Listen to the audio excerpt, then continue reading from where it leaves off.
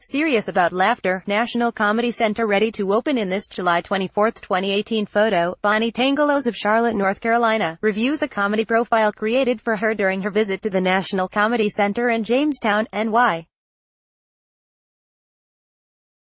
The center that is marking its grand opening August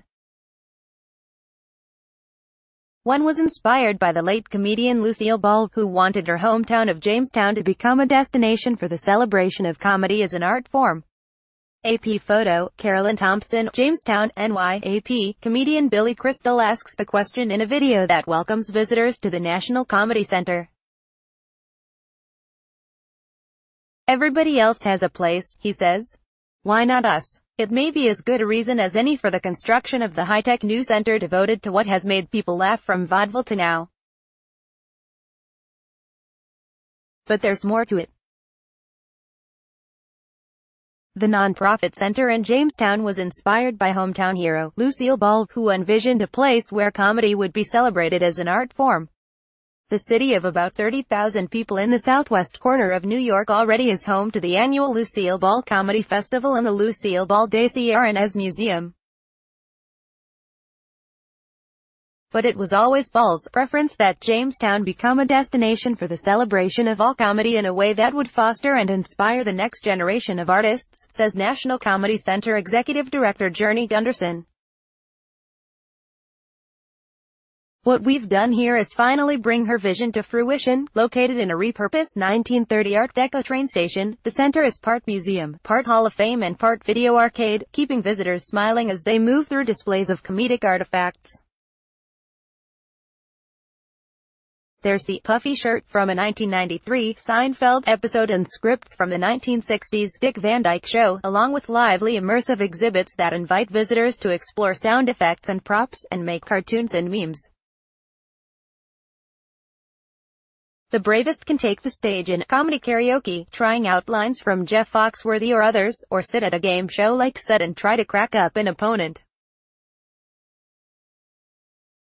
But there also are plenty of chances to laugh at the pros in action. A club like Comedy Lounge shows stand-up bits, and a movie theater has clips of classic scenes with celebrity commentary. A hologram theater initially will feature Jim Gaffigan's evolution as a performer. The grand opening celebration starts August 1. "I'm stunned by the technology," says Andrew Tangalos of Charlotte, North Carolina, who with his wife Bonnie, was part of a group invited to test the exhibits on Tuesday before the official opening. They started by selecting preferred comedians, shows and movies at a lobby kiosk. After tapping computer chip-enhanced bracelets at exhibits, the couple's last stop was a station that revealed their comedy profile. It told Bonnie she leaned toward satire and observational humor. The 37,000 square foot, 3,437 square meter, $50 million center received $9 million in funding from New York State, along with private and federal support. The House of Representatives on July 23 unanimously approved a bill designating it as the nation's official comedy center. U.S. Sen. Charles Schumer, whose cousin, comedian Amy Schumer is in the opening week lineup, is working on Senate action. "Comedy is important to celebrate as an art form because it's not been celebrated at all, ever," comedian Louis Black says on the center's welcoming video. He is part of the center's largely celebrity advisory board, along with Guy Fegan, Carl Reiner, Lorraine Newman, W. Kamau Bell, Paula Poundstone and others. Board member Kelly Carlin, daughter of the late George Carlin, gave the center 7 trunks full of her father's materials, including his creative files, handwritten journals and arrest records resulting from his 7 words you can never say on television routine. Those 7 words get star treatment in the center's lower-level, adults-only Blue Room, reserved for the material that's gotten comedians into trouble over the years. Down in the Blue Room it's completely uncensored and we actually address a lot of topics like the history of taboo, censorship, 7 dirty words and things like that, Gunderson says. Among displays is the trench coat Lenny Bruce would wear in anticipation of going from stage to jail.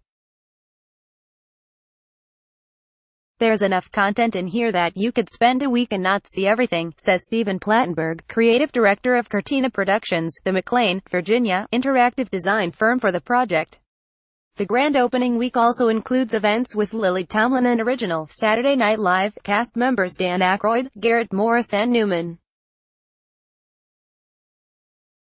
"I hope people leave here having a great time, seeing some cool content that's nostalgic or makes them laugh, doing some things they never thought they'd do," Plattenberg says, but then also learn about something about their sense of humor and comedy in general. Copyright 2018 The Associated Press. All rights reserved. This material may not be published, broadcast, written or redistributed. Advertiser content.